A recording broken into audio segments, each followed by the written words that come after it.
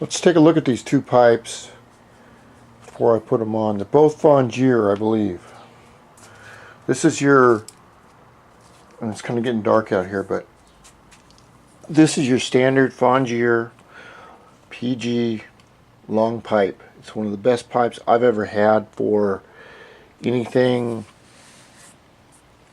around 100 cc. You can tell how big the back of it is. It says Fongier right there.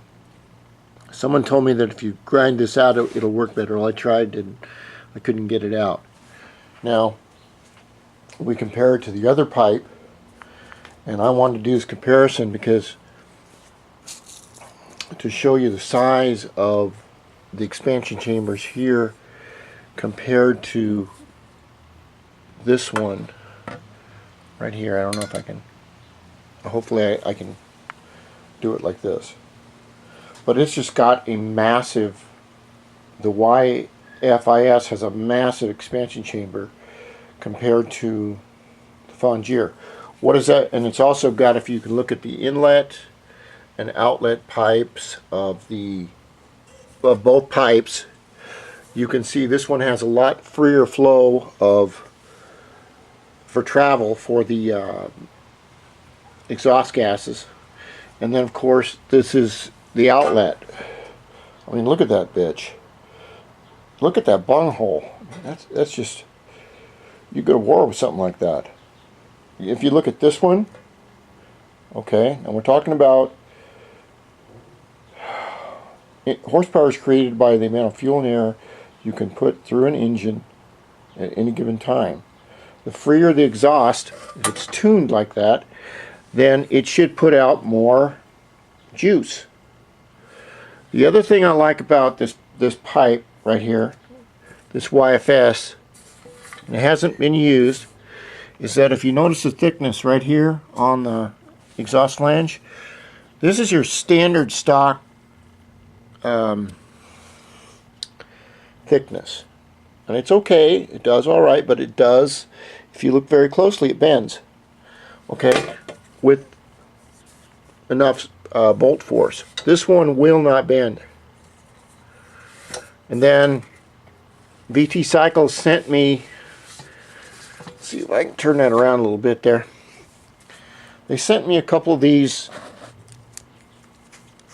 gaskets, and these gaskets are very important that you get them on correctly to where you don't have them off to the side like this or off to the side over here.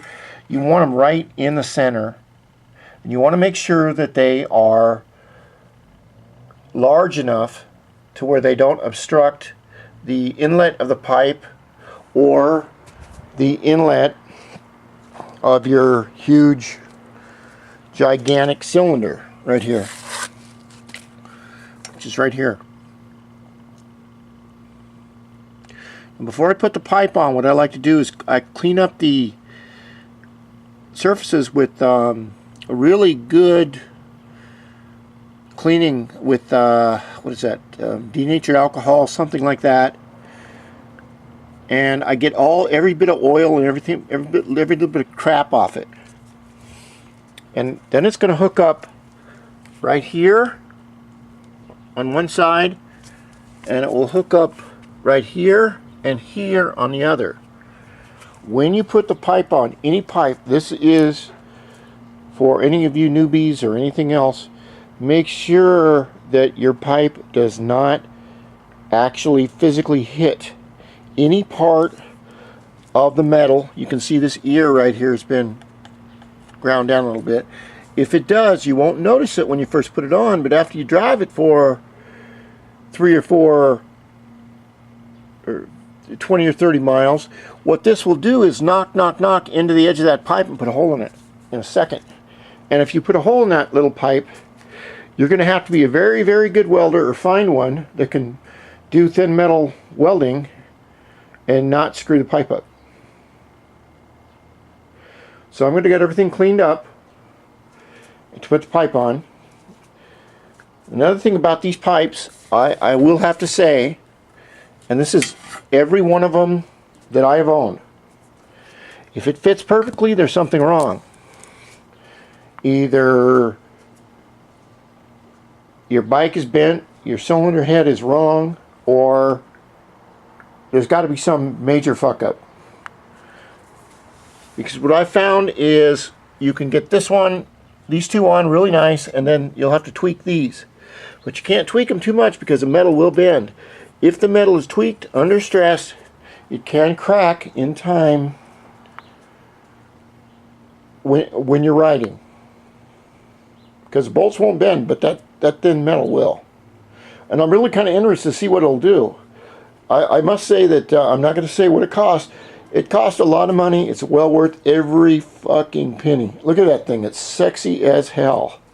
I mean, if this pipe were a guy who could star in a porn movie. Okay, I'm going to get ready to put it on.